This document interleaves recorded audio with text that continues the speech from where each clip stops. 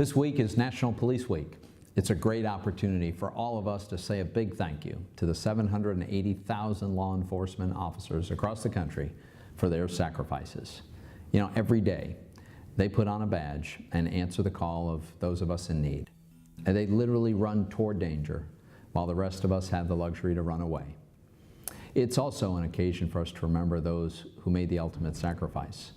Pennsylvania officers who've fallen in the line of duty last year, including Patrolman Scott Leslie Besham from Canonsburg Borough, the Corrections Officer Christopher David Mules from the Luzerne County Correctional Facility, Trooper Landon Eugene Weaver from the Pennsylvania State Police.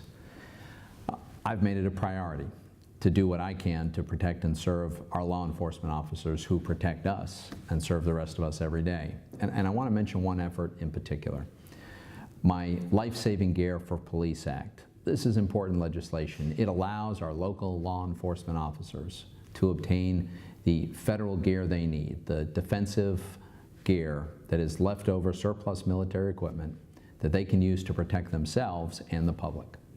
The idea is the goal of ensuring that no more names are added to this National Law Enforcement Officers Memorial. Well, in May of 2015, President Obama restricted the ability of state and local law enforcement officers to obtain this defensive, life-saving federal gear.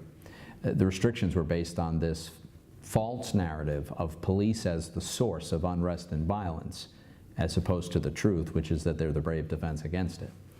I think the American people know better, and the vast majority of law enforcement officers we all know are honest, hardworking individuals motivated by the desire to protect and serve, and they don't have a racist or bigoted bone in their bodies.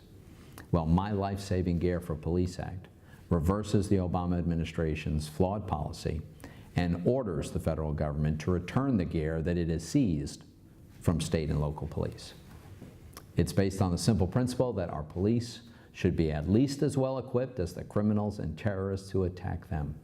And we should make every effort to ensure that America's law enforcement officers make it home safely every night. So to America's law enforcement officers and your families, thank you. Thank you for your service and for your sacrifice.